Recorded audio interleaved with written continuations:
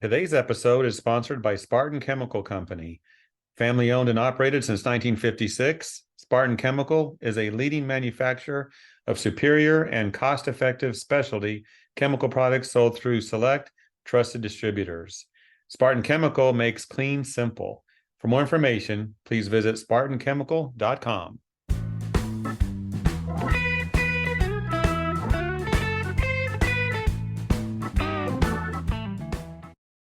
Today's story is one of inspiration, how someone who finds a new pathway to success gives back to others.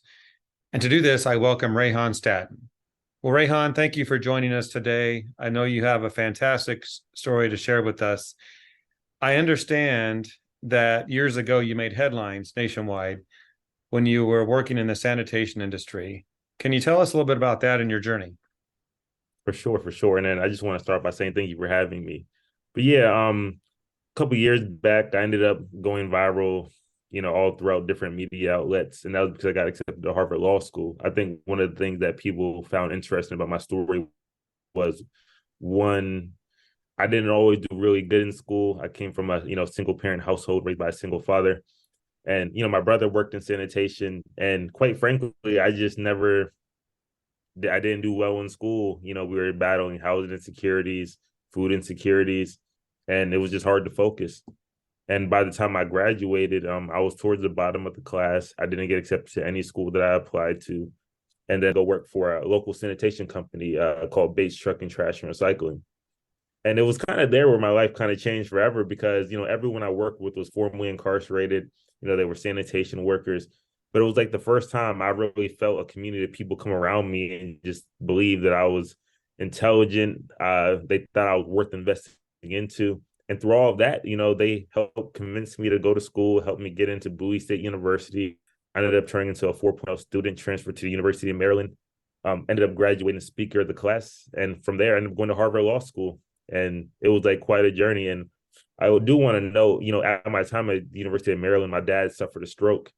And because of that, I had to work full time as a sanitation worker and be a full time student.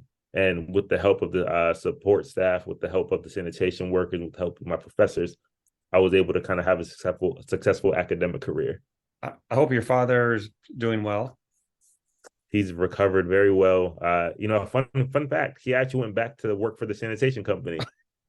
So my brother's Full still circle. working at the sanitation company. My dad's still working at the sanitation company. So the family's still in the business.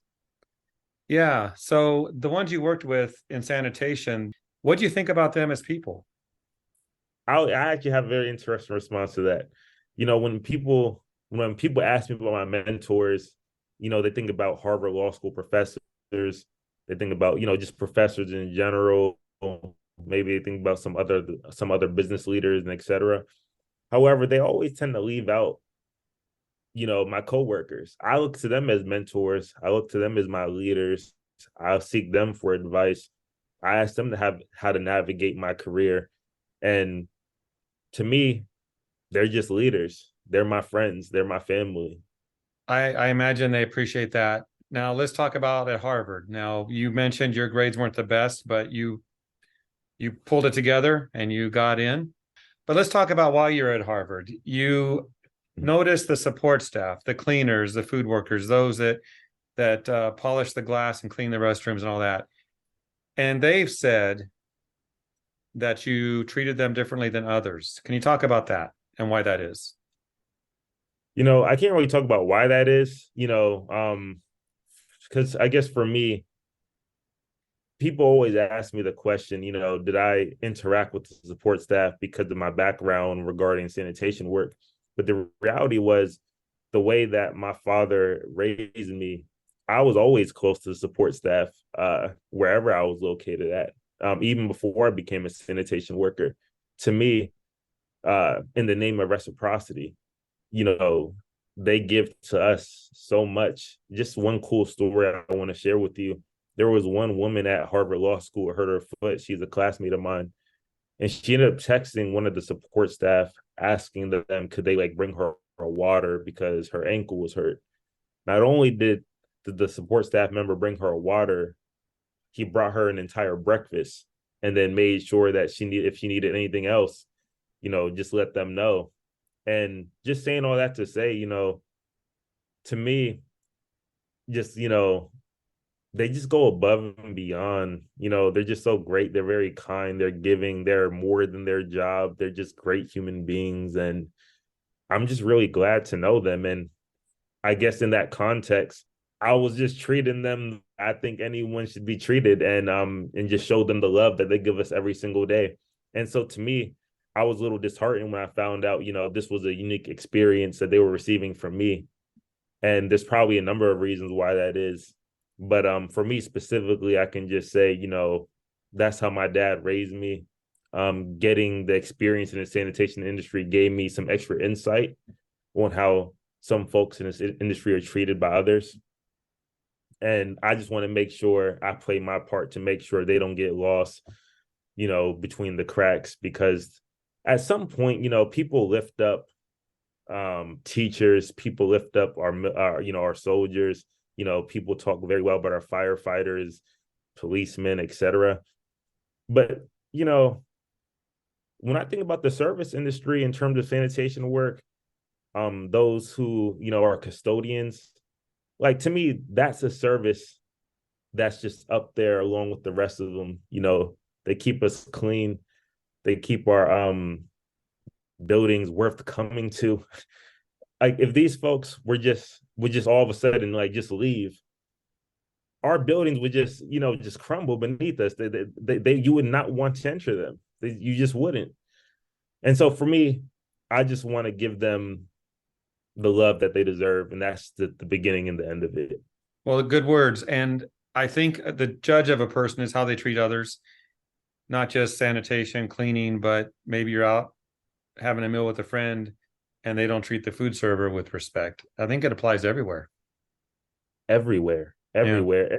Quite frankly, I think sometimes it's a little disheartening to see. Again, people tend to Mm-hmm. judge someone by their role, by their status, but not by their character.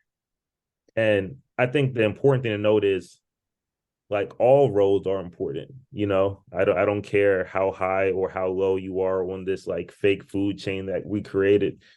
But these roles matter. They serve a purpose, and we need to make sure we honor the role for what they give to our community. And especially when it comes to, like, service workers, those who clean our buildings, those who just take care of us, I think we should make sure we go the extra step for them in the name of reciprocity. Agreed. You mentioned reciprocity. So let's wrap up our interview today. Have you speak to your nonprofit, the Reciprocity Effect. Tell us what that is and what we can do to help.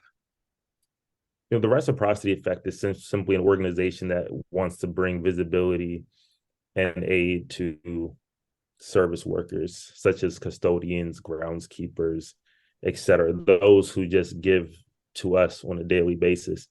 And really, I remember one of the ways that this started was I was walking down the hallway and I said hi to a custodian who was walking in my direction.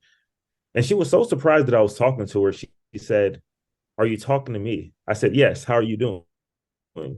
A second time. And then she responded by saying, "Me?"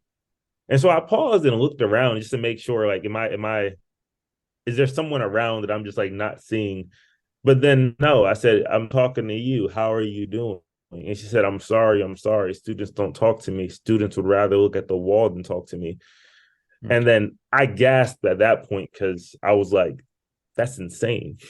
And so, long story short, I then took it upon myself to create an organization that is really geared towards connecting, students, professors, you know, just with their support staff members, right? And I'm like, if we can create a more holistic society, everyone will win. The support staff will be happier in their work. The students will feel more supported while they go to school, and then that will reflect better in their grades, at least in theory, just by creating a better environment for everyone. And so, the organization gives honor to support staff. For example, we did a really great big award banquet for them for the first time at Harvard Law School. like over 200 people showed up. It was the first time that they said high administration, students, and support staff were in the same room on the same even playing field with the focus on support staff. They said that no one's ever seen that before. We're also creating an emergency fund for the support staff members. And that's just our goal, is simply just to increase quality of life for support staff members and increase visibility. And the one thing that people can do to help is simply just really just take the time to just show their support staff members appreciation and make sure we don't negligently dehumanize them by acting and by taking their roles for granted. Because again, the whole mission here is simply just, let's just make sure we give respect to the role, because without them, we will live in a world that we really would not want to live in.